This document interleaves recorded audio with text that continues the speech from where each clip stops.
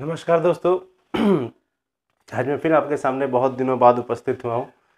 कुछ लोगों का आग्रह था कि पैक्स चुनाव को देखते हुए कुछ वीडियो मैं बनाऊं, इसलिए मैं आज ये पैक्स चुनाव को लेकर कुछ वीडियो आपके साथ साझा कर रहा हूँ।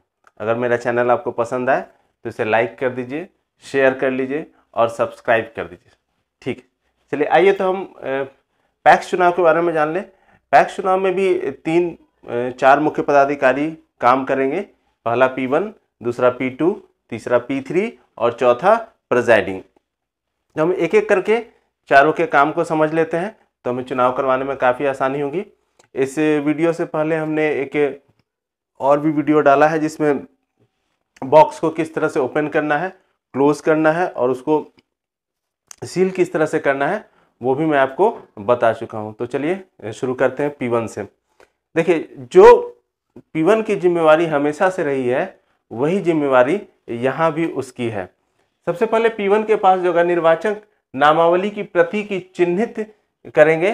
उनके पास पहले से चिन्हित प्रति रहेगा और उस पैक्स का जो वोटर लिस्ट है उसी को वो चिन्हित करेंगे और उनके पास एक बैलेट पेपर भी रहेगा, वो है आपका पैक्स अध्यक्ष का। पैक्स अध्यक्ष का जो बैलेट पेपर होगा वो P1 के पास रहेगा। उसके अलावा उसके पास वोटर लिस्ट होगा। वोटर लिस्ट में वो चिन्हित करेंगे जो भी वोटर उसके पास आएंगे, पहले उनका मिलान करेंगे। वोटर आईडी कार्ड, लाइसेंस और भी सारे दस्तावेज जो दिए गए हैं वो अंकित किया हुआ है, उन दस्तावेजों से उनका मिलान कर लेंगे। मिलान करने के बाद अगर वोटर आईडी कार्ड से वोट दे रहा है तो हम प्रतिपर्ण ये आपका वोटर बैलेट पेपर जो है आपके पास वो इस तरह का बैलेट पेपर है। यहाँ पे काटने का सिस्टम होगा जिससे आप वो फाड़ के अलग कर लें। तो इस प्रतिपर्ण पे उसका सीरियल नंबर अंकित कर लेंगे और अगर वो वोटर आईडी कार्ड लेके आया है तो हम 1 अंकित कर लेंगे और वोटर आईडी कार्ड के अलावा कुछ और भी लेके आता है, कोई भी दूसरा दस्तावेज प्रस्तुत करता है, तो इस 1 के जगह हम यहाँ पे 2 अंकित करेंगे। ठीक है, यहाँ तक कोई दिक्कत नहीं है। उसके बाद फिर हम क्या करेंगे, उसको पैक्स अध्यक्ष का जो मतपत्र है वो हम निर्गत करेंगे। एक बात और याद रखिएगा, जैसे हम लोग हर इलेक्शन, लोकसभा या विधानसभा का इलेक्शन होता है वो करते आए हैं कि पुरुष के नाम एवं क्रमांक को रेखांकित करेंगे तथा महिला मतदाता के नाम को रेखांकित करते हुए महिला मतदाता के नाम के बाईं ओर टिक का चिन्ह लगा देंगे।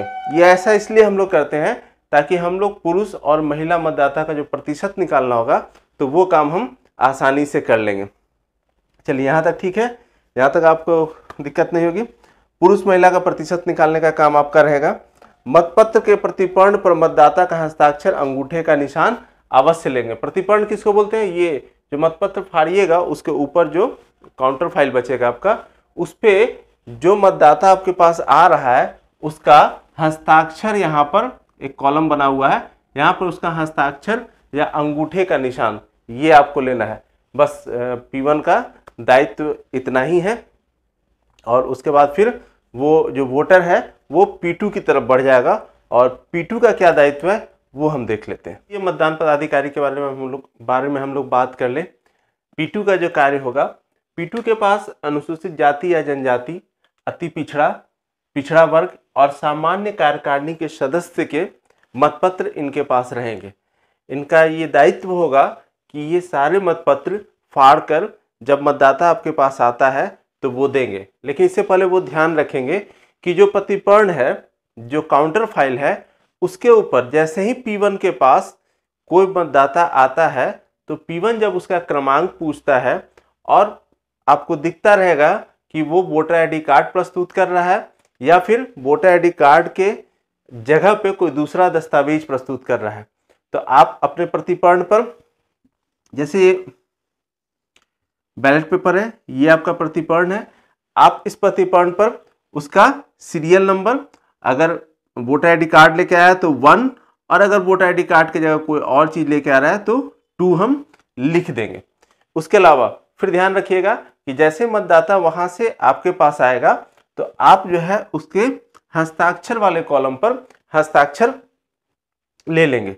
उसके बाद अनुसूचित जाति, अनुसूचित जनजाति, अति पिछड़ा, पिछड़ा वर्ग और सामान्य वर्ग, ये सारे मतपत्र फाड़कर आप उसको दे देंगे। उसके बाद आपका काम जो है वो अमिट स्याही लगाने का भी है। आप बाएं उंगली के बाएं हाथ के तर्जनी पर उसे अमिट स्याही लगाएंगे। उसके बाद फिर आप उसे P3 की ओर भेज देंगे। तो आप ध्यान रखिएगा कि ये मतपत्र आपको देना है, मतपत्र के प्रति पर्ण पे आपको एंट्री करना है, उसका हस्ताक्षर लेना है और फिर अमिट स्याही लगाकर उसे P3 की तरफ भेज देना है। तृतीय मतदान पदाधिकारी P3 के कर्तव्य और दायित्वों की चर्चा हम यहाँ कर लें। अमिट स्याही की जांच करेगा। जब वोटर इसके पास आएगा तो ये बाएं हाथ के तर्जनी उंगली पर लगे हुए अमिट स्याही की जांच कर लेगा। जांच करने के बाद फिर मतपत्र को मोड़कर मतदाता को देगा। वो क्या करेगा, जो वोटर मतपत्र लेकर आ रहा है P1 और P2 से, उसको मोड़ के देगा। अब ये मोड़ेगा कैसे, ये भी आप देख लें। मान लीजिए मतपत्र है, ठीक है, इस मतपत्र को वो इस तरह से मोड़ेगा। एक हॉरिजेंटल मोड़ेगा इसको, ये हॉरिजेंटल मोड़ेगा ताकि नाम और उसका जो चिन्ह है वो एक दूसरे के ऊपर चढ़े। जब हॉरिजेंटल ये मोड़ लेगा उसके बाद फिर ये वर्टिकल इसको मोड़ देगा। मोड़ने के बाद उसको मतपत्र में, मतपेटी में इसी तरह से मोड़ के डालना है।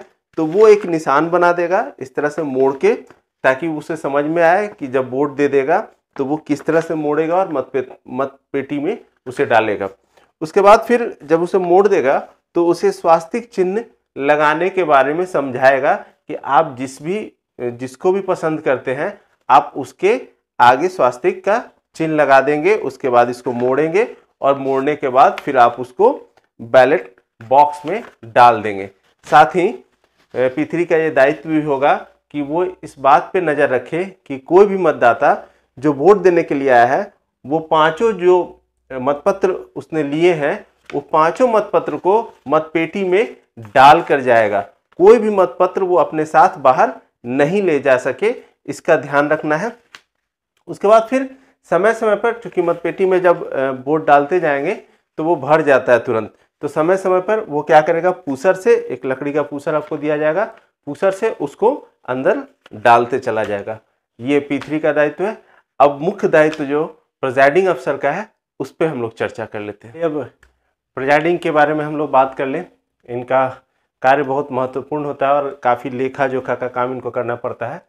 तो प्रिजाइडिंग साहब खुला मत लिफाफ अपने हाथ में रखेंगे और इन्हीं खुले लिफाफ पे उनका जो बॉक्स होगा वो जमा होगा, इनकी जांच की जाएगी। तो ये आपका बिल्कुल सही होना चाहिए ताकि आप आराम से वहाँ पर बॉक्स जमा करके और वहाँ से आपको रिलीविंग मिल जाए। इसके लिए हमें करना क्या होगा, पीठासीन पदाधिकारी की डायरी 2 प्रति में बना के रखेंगे। पीठासीन पदाधिकारी की घोषणा ये भी 2 प्रति में बना के रखेंगे।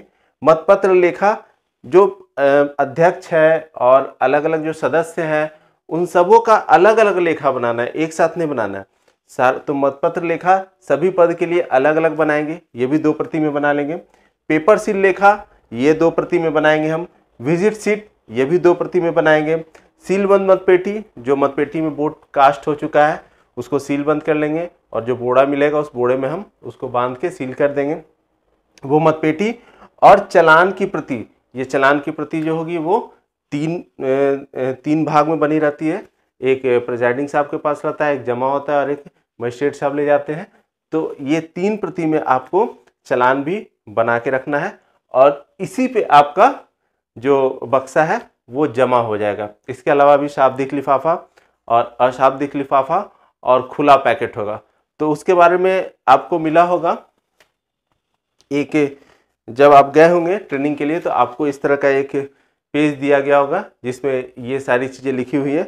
तो शाब्दिक लिफाफा में आपका मतदाता सूची की चिन्हित प्रति जो आपको मिला है, उपयोग में नहीं आने वाले मतपत्र, जो भी मतपत्र आपके उपयोग में नहीं आएंगे या जो मतपत्र रद्द हो जाते हैं वो, और निवेदित मतपत्र लिफाफ एवं सूची, और मतपत्र का प्रतिपर्ण जो होगा वो, और विशेष दिशा निर्देश जो पदाधिकारी आपको दिए होंगे वो सभी शाब्दिक लिफाफ में जमा कर देंगे। सील रहेगा ये लिफाफा, सील करके जमा करेंगे। और अशाब्दिक लिफाफे में आपका जो जमा होगा वो होगा चिन्हित प्रति की भिन्न मतदाता सूची। जो आपको 3 मतदाता सूची मिलेंगे, एक चिन्हित प्रति होगा और 2 उससे भिन्न होंगे। तो चिन्हित वाला तो आपका सील में चला गया, तो अशाब्दिक में चला जाएगा। चिन्हित के अलावा जो मतदाता सूची है वो 2, और मतदाता अभिकर्ता का नियुक्ति पत्र जो आप देते हैं वो होगा। अभ्याक्षेपित मतपत्रों की सूची होगी। दिव्यांग निःशक्त मतदाताओं की सूची जो होगी वो होगा। पेपर सील जो नष्ट हो गया, पेपर सील वो उसमें रहेंगे। अव्याक्षेपित मत जो होगा वो उसमें रसीद बुक और जो सीलबंद लिफाफ में डाल देंगे। रसीद एवं सीलबंद का रसीद बुक का सील बंद लिफाफ, ये सारा चीज़ इसके अंदर डाल देंगे। उसके अलावा जो भी सामान बचेगा हम वो तीसरे पैकेट में डाल के उसको हम जमा कर देंगे। तो मेरे ख्याल से अब आपको अपने कार्य और दायित्व समझ में आ गए होंगे, और आप अच्छे से जाइए, चुनाव करवाइए। मेरी भी ड्यूटी लगी हुई है, तो बेस्ट ऑफ लक, और हम लोग अच्छे से चुनाव करने के बाद फिर एक बार मिलेंगे। धन्यवाद।